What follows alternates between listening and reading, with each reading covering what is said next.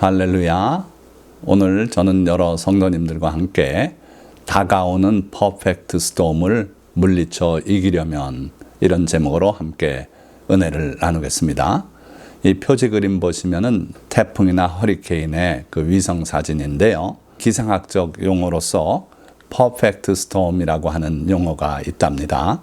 이건 뭐냐면은 두 가지 이상의 요소가 겹쳐져서 합쳐져서 큰 태풍을 이룰 때 그걸 갖다 The Perfect Storm이다 이렇게 부른다 그래요. 그런데 그 용어가 미국서는 상당히 일반화가 돼서 쓰이고 있는 것 같아요. 그래서 지난 한 열흘 전에 델타 항공사의 비번인 조종사들이 이렇게 피켓을 메고 시위를 하고 있는 사진인데요. 지금 이 상태로는 여름철 휴가를 제대로 감당할 수 없다. 거대한 태풍이 오고 있다. 즉 항공업계에 어려움이 오고 있다 하는 걸 경고하면서 시위하는 거죠. 그런데 아니나 다를까 독립기념일 오가는 많은 사람들이 그 비행기 결항이 생기고 또 출발 지연 도착이 있어서 엄청나게 어려움을 겪는 그런 내용이 뉴스로 보도가 되고 있더라고요. 그러니까 이들이 예상했던 그 The Perfect Storm은 실제로 항공업계에 왔다고도 볼 수 있죠. 퍼펙트 스톰이 기상학적 용어일 뿐 아니라 또 지금 일반화돼서 감당하기 어려운 위기를 이렇게 부르고 있지만 이게 또 영화 제목으로 잘 알려져 있어요. 그래서 1991년도에 있었던 실제 사건을 배경으로 2000년도에 영화가 제작돼서 방영이 됐는데 상당한 수익을 남긴 영화로 기록이 되고 있죠. 문제는 영화의 결말이 무엇인가? 여러분들 예상이 됩니까? 이 퍼펙트 스톰을 이겨낸 인간의 승리를 기록하고 있는 것일까요? 그렇지 않고요. 선원 전체가 사망을 해요. 그래서 영화치고 참 이상한 영화다. 이런 걸 영화를 제작해서 성공할 수 있을까 그런 생각이 드는데 어찌됐든 실제 상황은 그랬어요. 그러나 성경에는 퍼펙트 스톰을 경험했던 생존자들 그들의 승리가 기록이 돼 있어요. 물론 그들의 승리냐 아니고 그들을 건져주신 우리 하나님 또 예수 그리스도의 승리지만은 어쨌든 세상 사람들과는 전혀 다른 그러한 승리를 경험하는 일들이 있었다. 그래서 오늘은 우리가 현재 우리 앞에 다가오고 있는 The Perfect Storm을 이겨내려면 어떻게 살아야겠는가 이걸 함께 나누고자 하는데 이 Perfect Storm을 경험했던 생존자들 우리가 다시 한번 살펴보면 아브라함의 조카 롯과 그 두 딸이 그 소돔과 고모라 그들이 다 멸망할 때 구원을 받지 않습니까? 또 아수르 군대에 포위된 히스기야 왕이 그 아수르 왕 사네립이 보낸 하나님을 모욕하고 항복을 명하는 그러한 서신을 들고 하나님의 성전에 올라가서 하나님께 간구함으로 하나님께서 아수르 군대 18만 5천을 하룻밤 사이에 멸해버리고 승리를 안겨주지 않습니까? 자, 그런 일이 있었는가 하면 또 회당장 야이로가 주님 앞에 나와서 자기 딸을 구해줄 것을 간구할 때 급히 좀 오시라고 주님께 부탁했어요. 그러나 예수님께서 가는 도중에 또 혈류병 앓는 여인을 고치시고 그의 믿음을 칭찬하고 그렇게 시간을 보내는 사이에 집에서 소식을 전하러 나왔습니다. 딸이 방금 죽었습니다. 선생님을 수고롭게 하지 마시기 바랍니다. 그러나 예수님께서 두려워하지 말고 믿기만 하라. 그래서 회당장 야이로가 믿고 순종한 결과 죽은 12살짜리 딸이 예수님께서 달리다곰 할 때 일어나지 않습니까? 그렇습니다. 주님의 명령에 순종하고 주님을 믿기만 하면 이와 같은 놀라운 승리를 경험할 수 있는 거죠. 자, 뿐만 아니라 오늘 갈릴리 바다를 건너가다가 풍랑을 만나서 좌초되고 목숨을 잃을 위기에 아까 그 영화 The Perfect Storm의 6명처럼 생을 마감할 뻔했던 그 제자들이 예수님을 깨워서 결국은 구원을 받지 않습니까? 이러한 놀라운 생존의 이야기들이 있는데 우리도 오늘 이 다가오는 The Perfect Storm을 이기고 승리하는 여러분들이 되시기를 예수 그리스도의 이름으로 축원드립니다. 자, 오늘 제 입은 옷이 달라졌죠. 매일 똑같은 양복만 입어서 지루한 감도 있으셨을 텐데 오늘 핑계 삼아 이제 여름 7월, 8월 2달 동안은 웃도리를 입지 않고 이렇게 설교 동영상을 만들기로 했어요. 예년에도 늘 그랬고 하니 여러 성도님들이 양해해 주시고 은혜 받으시기를 주님의 이름으로 축원드립니다. 자, 그러면 우리 앞에 모습을 드러내고 있는 2022년도 퍼펙트 스톰은 어떤 것인가? 먼저 말씀드리고자 하는 것은 저는 모릅니다. 저는 경제학자도 아니고 뒤늦게 하나님의 부르심을 받고 목회에 2006년도부터 목회 종사를 하고 있는데 따라서 저는 경제 분야를 잘 몰라요. 그러나 상식으로 여러분들과 함께 통하고자 합니다. 자, 우선 미국발 인플레가 있지요. 미국이 코로나 사태를 지나가면서 많은 돈을 뿌렸습니다. 그래서 멈춰버린 산업들 또는 자영업 이런 것들을 살려내기 위해서 돈을 풀었어요. 이렇게 해서 많은 돈이 풀리다 보니까 인플레가 심하게 유발이 됐습니다. 그러니까 그 인플레를 잡지 않으면 모든 게 허사가 되니까 이자율을 올리기 시작했죠. 그런데 물가는 더 올라요. 그렇게 되니까 이자율을 급속하게 올려야겠다 해서 자이언트 스텝을 밟지 않았습니까? 그러다 보니까 뒤늦게 주가가 폭락하기 시작했어요. 그런데 이러한 현상이 미국에 국한된다면 우리하고 무슨 관계가 있겠습니까? 그런데 세계가 지금 하나가 되다시피 하니까 우리 대한민국도 이자를 올리지 않으면 한국의 모든 자본들이 유출이 되고 한국은 빈 껍질만 남는 그러한 불행한 사태를 당할 수 있기 때문에 또 이자율을 우리도 덩달아 따라 올리고요. 그런데도 세계인들이 불안한 상황 속에서 미국 달러를 확보해야겠다. 그래서 달러가 치솟고 있대요. 자, 그리고 대한민국의 부동산 버블이 붕괴 조짐을 보이고 있어요. 이건 사람마다 의견이 다를 수는 있지만 분명하게 가격이 폭락하는 지역이 많이 나오고 있더라고요. 그러고 그런 폭락이 이루어지고 있는데 거래는 안 되는 거래 절벽을 맛보고 있고 팔아치우고 싶어도 팔 수도 없지요. 그러니까 벌써 떨고 있는 사람들이 주변에 많이 나오고 있다는 거예요. 그리고 또 얼마까지 오를지 예상하기도 힘든 물가, 참 이게 생활을 어렵게 하고 있지요. 재료, 식비, 임대료 어느 거 하나 오르지 않는 것이 없는 상황이고 거기다가 유가가 치솟는데 지난 며칠 동안은 또다시 유가가 곤두받긴 합니다만은 우리 한국의 경우에는 그 유가가 한참 올라서 그걸 돈 주고 사들이다 보니까 수출도 잘 되는데도 불구하고 고유가로 인해서 사상 최대 무역 적자를 내고 있다 그래요. 자, 이것도 위기 요소 아닙니까? 거기다가 흔들리는 국제 질서, 그러니까 점증하는 안보 위기 속에 우리가 빠지지 않습니까? 또 도덕적 타락이 주변에 많이 보여요. 마약이 엄청나게 지금 퍼지고 있는 것 같습니다. 이건 비단 미국뿐 아니라 대한민국이 그래요. 그리고 점증하는 자연재해. 자, 이 모든 일이 일시에 일어난다면 어떨까요? 엄청난 충격이 아니겠습니까? 그런데 2022년도 현재 그렇게 진행이 되고 있다는 거죠. 이게 이제 우리에게 두려움을 주는 겁니다. 그러나 우리 대한민국 국민들은 목동 효과를 겪고 있는 것 같아요. 여러 차례 많은 위기가 우리에게 닥쳐왔고 안보 위기 또 경제 위기 많은 것들을 겪어왔기 때문에 이제는 웬만한 얘기를 해도 안 믿어요. 이게 바로 목동 효과죠. 그러니까 어린 목동이 늑대가 나타났습니다 하고 외치니까 동네 사람들이 달려오고 그러길 몇 번 하니까 그 다음에는 진짜 늑대가 나타나도 와보지 않더라는 거 아닙니까? 지금 우리가 그런 상태에 있는 것 같아요. 그래서 웬만한 안보 사건이 일어나도요. 6.25를 겪은 세대만 두려움을 알고 큰일 났다 생각하지 젊은 세대는 아무것도 아닌 것처럼 생각하고 있는 것 같다는 거예요.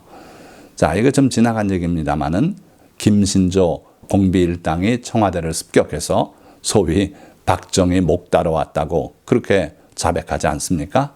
또 78년 한참 더운 여름에 판문점에서 도끼 만행 사건이 일어났죠. 미군이 그 나무 가지를 도끼로 좀 사람들을 동원해서 자르니까 차가 와서 북한군이 내리더니 미군 장교 2사람을 도끼로 살해하고 또 많은 사람을 부상을 입히고 그랬던 사건이에요. 자, 이 사건을 놓고는 미국이 가만히 있지 않고 전쟁의 움직임을 보였어요. 그래서 김일성이 사과를 하는 그런 일이 있었죠. 참으로 드문 일이었어요. 자, 그러나 그 사건이 분명히 전쟁의 위기를 가져왔던 건 사실이고 6.25를 겪은 세대들은 그때 두려워 떨었어요.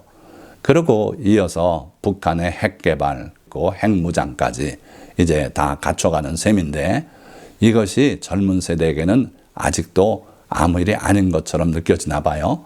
또 1997년 IMF 위기의 두려움을 여러분들 기억하십니까?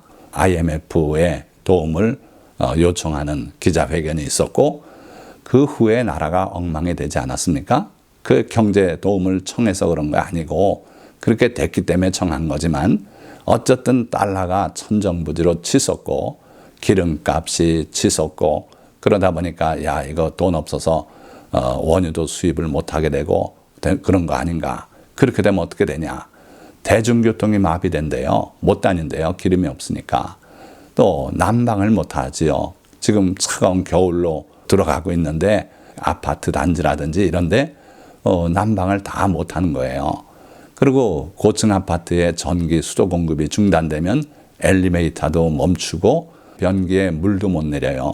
냉난방 다 멈추고 이런 가운데 살아가야 될 거 생각하니까 아득하더라고요. 그리고 금싸라기 땅, 건물, 우량 기업들 다 외국인들 손에 넘어간다고 그렇게 우리가 염려하고 걱정하지 않았습니까?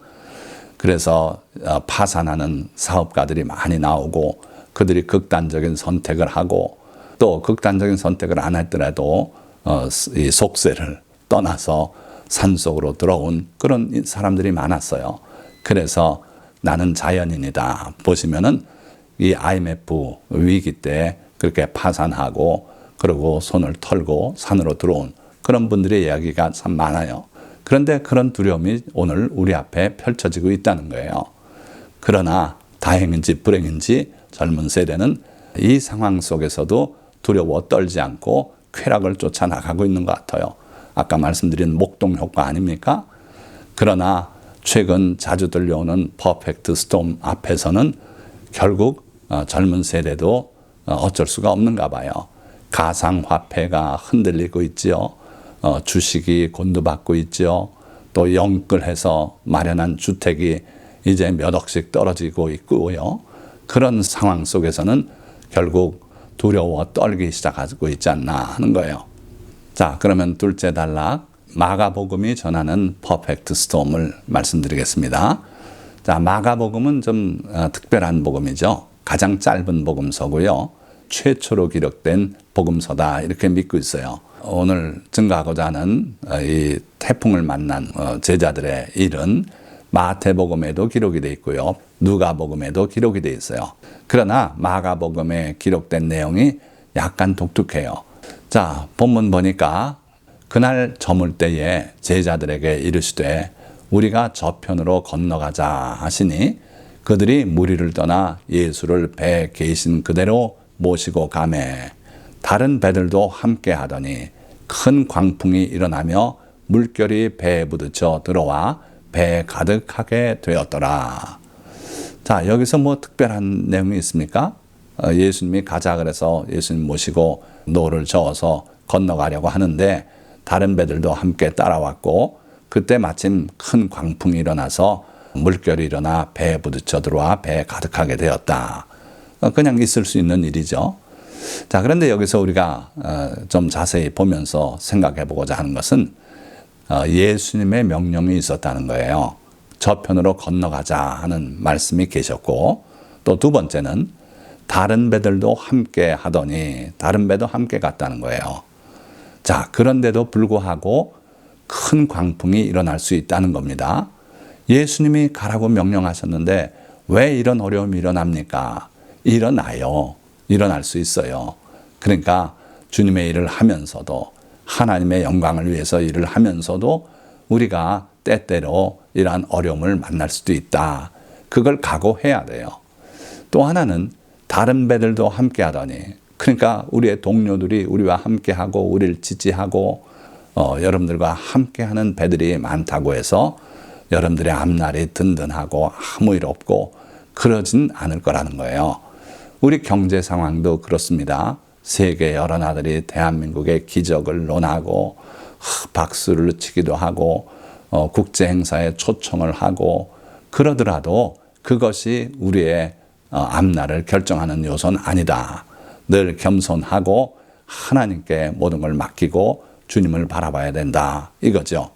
이어서 38절 예수께서는 고물에서 베개를 베고 주무시더니 제자들이 깨우며 이르되 선생님이여 우리가 죽게 된 것을 돌보지 아니하시나이까 하니. 자, 다른 복음서에는 이 내용이 많이 순화되어 있어요. 그냥 주님께 풍랑 때문에 죽을 지경입니다. 그 정도지 돌보지 아니하시나이까 이렇게 주님께 원망을 하는 내용은 없어요. 그래서 마가복음을 여러분들이 많이 참고하시라는 거예요. 이게 또 무슨 의미가 있는가? 우리도 그렇다는 거예요. 우리도 어려운 일을 당할 때 믿음으로만 주님 앞에 아주 경건하게만 간구하고 응답받고 그렇진 못해요. 때로는 원망을 합니다. 때로는 마음 아파서 주님 앞에 말도 못하고 그럴 경우들이 있어요. 그러나 이러한 솔직한 원망은 누구에게나 있을 수 있다. 그렇더라도 주님을 깨워서 주님을 대면을 해야 돼요. 주님 없이 내 힘으로 하고 주님이 가자 그러셔서 이 꼴을 당하는구나. 네, 주님한테 말씀드릴 것도 없다. 이래가지고는 문제 해결이 안 된다 하는 거예요. 자, 이어서 예수께서 깨어 바람을 꾸짖으시며 바다더러 이르시되 잠잠하라 고요하라 하시니 바람이 그치고 아주 잔잔하여지더라. 깨어 일어나서 바람을 꾸짖으셨다 그랬어요. 원인은요 사탄입니다. 예수님의 하시고자 하는 행사를 어찌됐든 회방하려고 예수님이 깨 있을 땐 못하더라도 예수님이 주무시니까 이때다 기회다 쾌재를 부르면서 그 짓을 했을 거예요. 그런데 예수님께서 그 일을 아시고 바람을 꾸짖으셨다 그랬어요. 그리고 바다에게는 잠잠하라 고요하라고 단지 명령하셨어요. 급이 다릅니다. 그러니까 뒤에서 문제를 일으키고 시험을 하는 이 사탄은 주님이 꾸짖으셨고 그리고 바다에게는 단지 명령하셨어요. 어찌됐든 주님이 꾸짖고 명령하시니까 바람은 그쳤고 바다는 아주 잔잔해서 고요하게 되었다는 거예요. 자, 그 상황에서 주님께서 우리에게 귀한 교훈을 주고 계시는 걸 볼 수 있는데 40절에 이에 제자들에게 이르시되 어찌하여 이렇게 무서워하느냐 너희가 어찌 믿음이 없느냐 하시니 두려워함으로 위기를 이길 수는 없지 않습니까? 두려워 떤다고 해서 그 위기가 우리를 불쌍히 보고 물러갑니까? 그럴 리는 없지요. 그래서 주님은 바로 그걸 말씀하는 거예요. 너희가 무서워함으로 두려워 떨므로 문제를 해결할 길은 없다. 그러니까 믿음을 가지라는 거예요. 너희가 어찌 믿음이 없느냐. 그래서 주님은 정확한 진단과 처방을 우리에게 주시는 주님이세요. 언제나 우리가 우리 힘으로 감당하기 어려운 일이 있을 때 주님께 맡겨야 되는 이유 중에 하나예요. 주님에게는 정확한 문제에 대한 진단이 있고 또 그걸 어떻게 해야 할지에 대한 처방이 있으신 분이 바로 우리 주님이시다. 그래서 그들이 주님의 그 권능을 체험하고 보인 반응은 41절 그들이 심히 두려워하여 서로 말하되 그가 누구이기에 바람과 바다도 순종하는가 하였더라. 비로소 주님에 대한 참된 경외심을 갖게 됐어요. 이전에는 주님이 하시는 말씀이 은혜로 왔을 뿐이고 주님이 병자를 고치는 거 볼 때 야 대단하다 그렇게 느꼈는데 이제 그 풍랑을 퍼펙트 스톰을 겪어보니 그리고 주님의 권능을 체험하고 보니 이분은 하나님의 아들이심에 틀림없다. 다른 복음서에는 그렇게 고백하지 않습니까?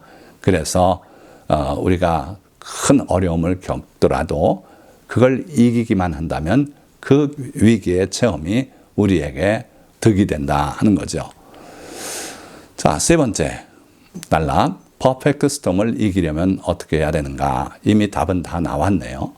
첫째는 주님에 대한 믿음이 있어야 돼요. 아까 그 히스기야 왕이 아수르 왕 사네립의 편지를 들고 하나님의 전에 올라가지 않습니까? 그리고 그 하나님 앞에 펼쳐놓고 주님 보십시오. 이렇게 모욕을 합니다. 하나님께 도움을 청했어요. 그래서 우리는 주님에 대한 믿음이 있어야만 돼요. 믿음 없이는 하나님께 나갈 수도 없고 간구할 수도 없죠. 자, 그래서 제자들이 주님을 깨워서 도움을 청했던 것처럼 우리에게 믿음이 있어야 되고, 그리고 실제로 주님을 깨워서 도움을 청해야 돼요. 주님의 도우심만이 문제 해결의 길입니다. 내 힘이 문제 해결에 도움이 되지 않아요. 그래서 우리가 주님에 대한 확고한 믿음과 경외심이 있어야 되고, 그리고 실제로 주님을 깨워 도움을 청하는 일, 즉 기도하는 일이 필요해요. 기도만이 주님을 깨우는 길이고, 기도만이 도움을 청하는 올바른 수단이기 때문에 그렇습니다. 자, 그러면 퍼펙트 스톰 앞에서 믿거나 의지하지 말아야 할 것들이 또 있어요. 첫째는 이 사회에서 흔히 말하는 단단한 펀더멘탈. 우리 경제는 펀더멘탈이 단단합니다. 걱정할 게 없습니다. 그러더니 IMF 위기를 겪지 않았습니까? 지금도 똑같아요. 펀더멘탈이 단단해서 괜찮습니다. 그러나 그게 그렇게 도움이 안 되더라는 거예요. 한낱 종이장 같은 것 같다 하는 거죠. 둘째로는 굳건한 동맹 또는 우리의 군사력을 믿거나 의지하지 말아야 돼요. 핵무기까지 보유했던 우크라이나가 당하는 비극을 보고 계시지 않습니까? 깨어서 주를 바라보고 기도해야 돼요. 이런 것 바라보지 말라는 거예요. 그리고 성도들이 더 관심을 가져야 할 징조들이 있는데, 첫째는 거짓 그리스도와 거짓 선지자들이 지금 우리 주변에 많이 일어나고 있어요. 여기에 관심을 가져야 돼요. 또 지진과 기근과 전쟁과 요한계시록에 기록된 4마리 말과 그 탄 자들, 이 자들이 나와서 뛰고 있는 상황을 정확히 우리가 볼 수 있어야 되고요. 그 다음에 세상의 지식이 급행창하리라고 하는 다니엘서 12장의 하나님의 예언의 말씀처럼 그렇게 되고 있다는 걸 여러분들이 아셔야 돼요. 그 결과 어떻게 되는가? 성경 말씀에 대한 경시풍조가 아주 심해지고 있어요. 주님을 믿노라 하면서도 무엇을 믿는지 모르겠어요. 하나님의 말씀은 다 그냥 그게 그냥 좋은 말씀일 뿐이다. 이렇게 믿고 과학에 더 신뢰를 얹고 있다 하는 거죠. 또 음행, 죄악의 탕류가 우리 주변에 흐르고 있다. 주님도 일찍이 악하고 음란한 세대라고 말씀하셨지만 오늘은 실제로 그 용어 그대로 악하고 음란한 세대가 됐어요. 그걸 여러분들이 보시길 바라요. 그리고 빛을 비춰야 될 교회가 빛을 잃고 흔들리는 교회가 되었어요. 소금의 맛을 잃었어요. 그래서 주님의 말씀대로 밖에 버려져 사람의 발에 밟힐 뿐이라는 그런 상황에 다가가고 있다. 자, 마지막으로는 회개해야 할 우리의 모습, 회개해야 돼요. 너희도 회개하지 않으면 이와 같이 망하리라 주님이 말씀하신 적이 있어요. 소돔과 고모라의 모습을 드러내고 있는 대한민국, 회개해야 돼요. 정상적인 하나님이 맺어준 관계로 결혼하고 그리고 평생을 살면서 아름다운 가정을 이끌어가고 그래야 되는데 그게 아니고 이혼하고 재혼하고 이러면서 정신없이 시집가고 장가가는 그런 세대가 됐어요. 그걸 부끄러워하지도 않아요. 회개하고 정리하고 대한민국이 참으로 주님의 뜻에 맞게 사는 그런 나라가 될 때 우리가 퍼펙트 스톰을 이겨낼 수 있을 줄 믿습니다. 자, 말씀을 맺겠습니다. 우리는 지금 아직까지 경험하지 못했던 최악의 복합적 위기, 즉 퍼펙트 스톰을 맞고 있습니다. 이 위기를 최악으로 보는 이유는 하나만으로도 감당하기 어려운 위기 여러 개가 동시에 터져나오고 있다는 것입니다. 그러나 히스기야가 성전에 올라가 기도함으로 그의 퍼펙트 스톰에서 구원받았던 것처럼 또 회당장 야이로가 딸의 죽음 앞에서도 주님을 믿어 구원받은 것처럼, 그리고 주님을 깨워 성난 갈릴리 바다를 잠잠케 하시는 주님의 능력을 체험한 제자들처럼 우리도 주님을 믿고 그의 도우심을 간구하면 우리의 퍼펙트 스톰도 넉넉히 이길 수 있을 것입니다. 일어나 회개하며 자신과 나라를 위해 기도하는 성도님들이 다 되시기를 주님의 이름으로 축원드립니다. 기도하겠습니다.